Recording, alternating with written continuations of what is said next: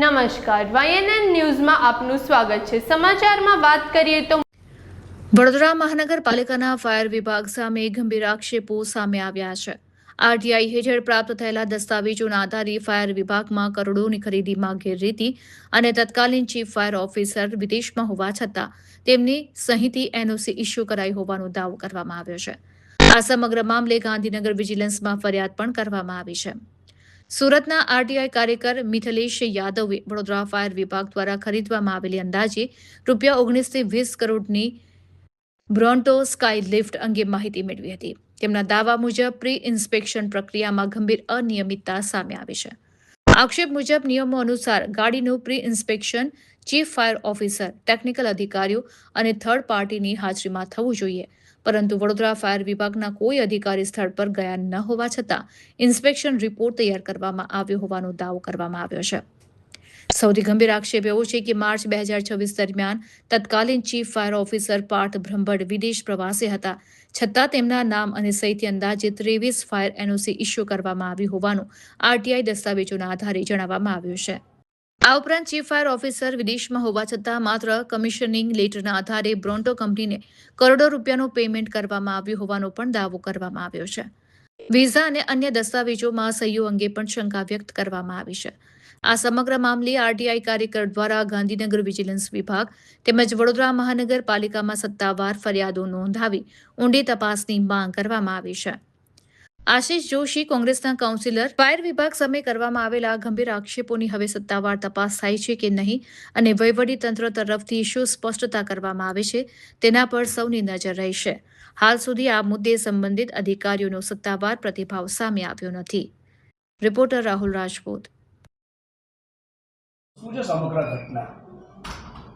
વડોદરા શહેરમાં ફાયર એનઓસીના નામે મસ્ત મોટું કૌભાંડ 2024ના સમયગાળામાં તત્કાલીન chief fire officer Parth Brahmbhatt Vadodara શહેરમાં આવેલા હાઇડ્રોલિક પ્લેટફોર્મને ઓપરેશન મેન્ટેનન્સની કામગીરી શીખવા માટે ફિનલેન્ડ જાય છે।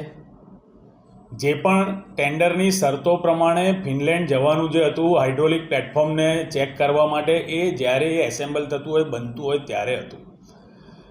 લોકાર્પણ થઈ જાય છે, વડોદરા શહેરને 81 મીટરનું હાઇડ્રોલિક પ્લેટફોર્મ મળી જાય છે।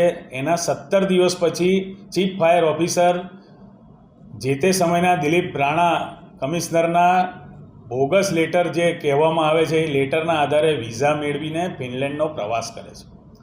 ફિનલેન્ડનો પ્રવાસ પતાવીને એ 20/4 જાય છે અને 6/20/3 જાય છે અને 6/4 પરત આવે છે। આ 15 દિવસના ગાળામાં દેશની બહાર હોવા છતાં એમના નામ ને એમની સહીઓથી અહીંયા વડોદરામાં 23 જેટલી હાઈરાઇઝ બિલ્ડિંગ સાથે હોસ્પિટલ અને સોસાયટીઓની ફાયર એનઓસી ઇસ્યુ કરવામાં આવે છે। જો પાર્થ બ્રહ્મભટ્ટ વિદેશમાં હોય તો એમના નામથી, એમની સહીથી અહીંયા કઈ રીતે એનઓસી બને, એ મોટો સવાલ છે।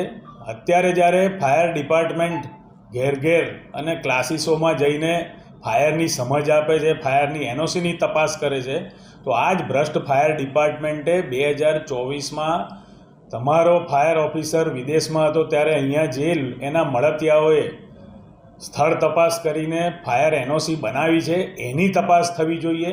આ 23 ફાયર એનઓસી જે બોગસ બની છે એના પર એફઆઈઆર થવી જોઈએ। એ પ્રમાણે અમે આજે અહીંયા માંગ કરી છે અને આ સમગ્ર જે કૌભાંડ બહાર પાડ્યું છે, જે પુરાવા લઈને આવ્યા છે, એવા મિથિલેશભાઈ પણ આજે સુરતથી અહીં વડોદરા આવ્યા છે અને ફરીથી નવીન પુરાવા સાથે આજે કમિશનરશ્રીને પણ એપ્લિકેશન આપી છે અને પુરાવા પણ નોંધીને જોડીને આપ્યા છે। આશરે કેટલી રકમ છે? આ હાઇડ્રોલિક પ્લેટફોર્મ જે તે સમયે 1,92,000 યુરોનું હતું, એટલે લગભગ 19 કરોડથી વધારેની કિંમતનું આ હાઇડ્રોલિક પ્લેટફોર્મ ખરીદવામાં આવ્યું હતું। એ પ્લેટફોર્મને ટ્રેનિંગ લેવા માટે એ પોતે જાય છે ફિનલેન્ડ અને એપ્રિલ મહિનામાં પાછા આવે છે। અને મજાની વાત એ છે કે ખોટા લેટરથી એ જાય છે અને ફરીથી 15/6 બીજો જ એવો ખોટો લેટર મૂકીને ફરી 27/9 ફિનલેન્ડ જવાની ફરીથી એપોઇન્ટમેન્ટ પણ લે છે। પણ આ શહેરનું નસીબ ક્યાંક સારું હશે કે 30 તારીખે જ આ ચીફ ફાયર ઓફિસર મારામારીને ઝઘડામાં સસ્પેન્ડ થઈ જાય છે.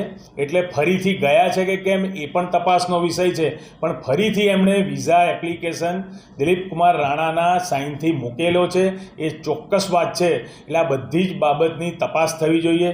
ફિનલેન્ડ જવાનું કારણ જ્યારે લોકાર્પણ થઈ જાય, વડોદરામાં મશીન આવી જાય, કારણ કે આ એક જ કંપની છે જે સમગ્ર વિશ્વમાં આ પ્રમાણેના હાઇડ્રોલિક પ્લેટફોર્મ પ્રોવાઈડ કરે છે, અને આ ફક્ત ને ફક્ત ઓર્ડર આપ્યા પછી જ બનતા હોય છે.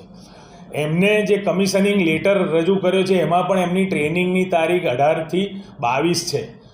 જો 20 માર્ચે જ એ દેશ છોડીને જતા હોય તો 18થી 22 માર્ચે એમને ક્યાં ટ્રેનિંગ પૂરી કરી એ પણ એક તપાસનો વિષય છે. એટલે ઘણા બધા ખોટા ફોર્જ ડોક્યુમેન્ટ્સ એમાં એમને રજૂ કર્યા છે. એમની ફરજ દરમિયાન એમને ખૂબ એમના હોદ્દાનો ખોટો ફાયદો ઉપાડ્યો છે, અને ખૂબ મોટું નાણાકીય હેરફેર પણ એનઓસી લેવામાં, ફાયર એનઓસી લેવામાં અને ફિનલેન્ડ જવામાં કરેલી છે. એની તપાસ અમે માન્ય કમિશનરશ્રી જોડે માંગી છે. આવનાર દિવસમાં કમિશનરશ્રી જો પોલીસ ફરિયાદ નહીં નોંધાવે તો અમે અમારા તરફથી કોર્ટના દરવાજા ખખડાવીશું. Subscribe now and press the bell icon. Never miss an update.